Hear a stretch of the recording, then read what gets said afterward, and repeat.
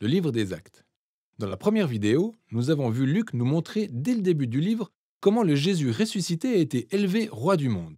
Il a promis d'envoyer le Saint-Esprit, sa propre présence, afin d'équiper ses disciples pour aller par le monde, témoigner de la bonne nouvelle de son royaume jusqu'à son retour. Le mouvement a donc commencé à Jérusalem, lorsque l'Esprit est arrivé et a fait des disciples de Jésus le nouveau temple promis par les prophètes bibliques. Mais ça a généré un conflit avec les dirigeants de Jérusalem et a entraîné la persécution des chrétiens. Cependant, l'Esprit a retourné la situation à leur avantage, car c'est en réalité le moyen par lequel les communautés de Jésus d'origine juive ont été poussées hors de Jérusalem pour devenir un mouvement multiethnique international. Et c'est ainsi que ce mouvement pour Jésus, maintenant diversifié, s'est retrouvé à Antioche, la plus grande ville de cette partie de l'Empire romain. Nous nous sommes précédemment arrêtés sur l'histoire de Paul et Barnabas servant au sein de l'église d'Antioche. Et l'Esprit conduit l'Église à les envoyer en voyage missionnaire, ce qui ouvre une toute nouvelle section du livre, les chroniques de Paul et de ses collaborateurs voyageant dans différentes villes de l'Empire romain pour annoncer la bonne nouvelle de Jésus, le roi du monde. La première mission se déroule sur le territoire communément appelé l'Asie mineure, se trouvant dans l'actuelle Turquie, et se termine par une importante réunion des apôtres de retour à Jérusalem. La deuxième mission est menée à travers l'Asie mineure, puis dans la Grèce antique. Enfin, la troisième mission se déroule sur le même territoire et prend fin avec le voyage de Paul de retour à Jérusalem. Alors, en revenant sur tous ces récits, on note que Luc a mis en évidence un certain nombre de thèmes clés qu'il répète à chaque fois. Il y a tout d'abord la poursuite de la mission en Israël. À chaque fois que Paul entre dans une nouvelle ville, il commence toujours par se rendre à la synagogue juive pour aller parler de Jésus, le roi ressuscité, et de comment il constitue la nouvelle famille multiethnique de Dieu. Et la plupart du temps, une grande majorité des personnes reconnaissent Jésus comme le Messie, mais d'autres s'opposent à Paul. Il arrive parfois que certains aillent jusqu'à le jeter hors de la ville comme s'il était un dangereux rebelle contredisant la Torah et la tradition juive.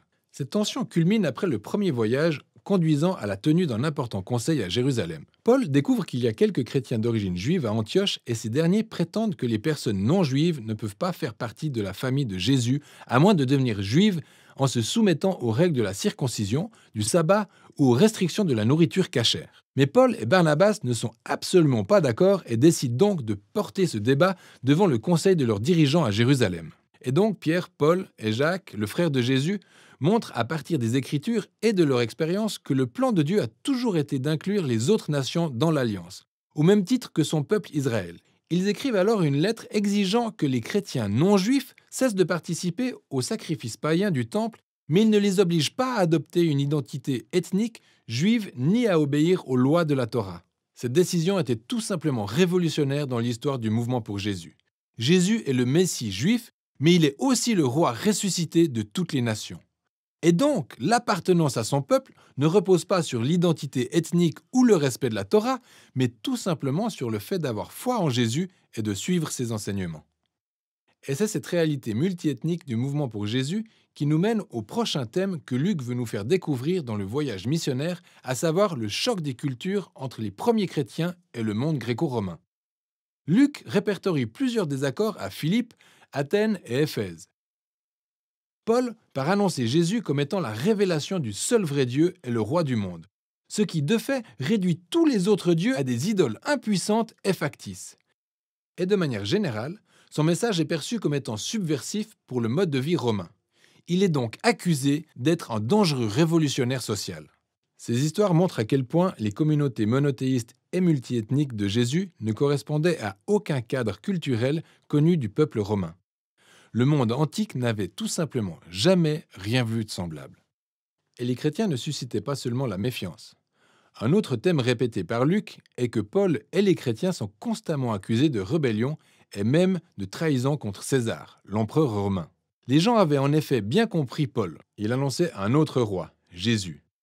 Mais ils ont également constaté que le mode de vie chrétien représentait une menace pour nombre de valeurs culturelles romaines. Cependant, à chaque fois que Paul était arrêté et interrogé par les responsables romains, ces derniers n'arrivaient à prouver aucune menace réelle, alors ils le libéraient. Ces histoires nous montrent le paradoxe que l'Église primitive représentait aux yeux du monde.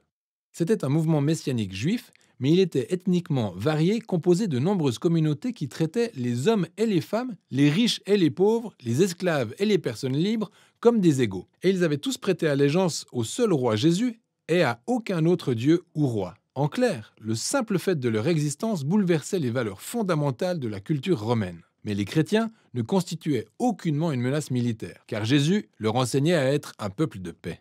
Alors, le seul crime dont Paul et les chrétiens pouvaient être accusés était de ne pas se conformer au statu quo. La section finale du livre se concentre sur le témoignage de Paul se propageant de Jérusalem à Rome. Son dernier voyage missionnaire se termine à Jérusalem où sa réputation controversée l'a précédé. Il est attaqué par le peuple juif qui pense qu'il a trahi Israël, ce qui attire l'attention des soldats romains qui pensent à leur tour que Paul est un terroriste égyptien provoquant une rébellion. Et c'est ainsi qu'il est arrêté. À partir de là, Paul passe en jugement, d'abord devant les chefs religieux juifs au Sanhédrin de Jérusalem, ensuite devant plusieurs dirigeants romains à Césarée. Il y a le gouverneur Félix, qui renvoie Paul vers le gouverneur suivant, Festus, qui lui finit par faire passer Paul devant le roi Agrippa. Et il se retrouve en prison des années durant, même si lors de chaque audience, les accusations contre lui ont du mal à tenir. En effet, il ne fait qu'annoncer que son espérance en la résurrection a été accomplie en la personne du roi Jésus, ce qui est tout sauf un crime. Mais à ce stade, la machine judiciaire romaine ne peut se permettre de l'ignorer, alors Paul finit par faire appel à la plus haute instance judiciaire de Rome. On peut être tenté de penser que tout ce temps passé en prison devait être pour Paul un véritable revers de fortune. Lui, l'apôtre, passionné par les voyages lui permettant de fonder de nouvelles communautés pour Jésus. Mais dans ce livre, on voit que l'Esprit fait en sorte de tout faire concourir pour le bien. Ainsi, l'emprisonnement donne à Paul l'occasion de rédiger ses lettres apostoliques les plus importantes. Des lettres qui deviennent son héritage missionnaire exceptionnel qui continue de se transmettre longtemps après sa mort. C'est en prisonnier que Paul a fini par être transféré à Rome. Et après un voyage risqué à travers la Méditerranée où il a frôlé la mort, Paul est assigné à résidence à Rome en attendant son procès retardé. Il arrive même à organiser, dans cette résidence plutôt belle, des réunions régulières où se retrouvent juifs et non-juifs. Le dernier mot du livre montre que Paul a proclamé le royaume de Dieu et enseigné avec une pleine assurance et sans aucun empêchement tout ce qui concerne le Seigneur Jésus-Christ, et ce dans la ville même de Rome, au nez et à la barbe de César. Cette œuvre en 2 volumes, Luc Actes, fait bien plus que nous raconter l'histoire de Jésus et de l'Église primitive. Elle révèle la manière dont le royaume de Dieu a emmené le ciel sur la terre à travers la vie, la mort et la résurrection de Jésus. Et aussi à travers son esprit venu pour équiper l'Église, lui permettant ainsi de rendre témoignage à partir de Jérusalem, puis jusqu'aux extrémités de la terre. C'est ainsi que tout au long de son histoire, Luc nous a donné une multitude d'exemples illustrant ce qu'est la fidélité au roi Jésus. Elle consiste à partager la bonne nouvelle de Jésus, le roi ressuscité, non seulement en parole, mais aussi en actes. C'est aussi fonder des communautés multiculturelles pour Jésus, soit rassembler des personnes de tout type prêtant allégeance au roi Jésus en vivant selon ses enseignements et évoluant dans un cadre où elles sont traitées avec équité. Tout cela est possible par la foi en la puissance et la direction de l'Esprit pour ouvrir la voie. Et voilà ce dont il est question dans le livre des Actes.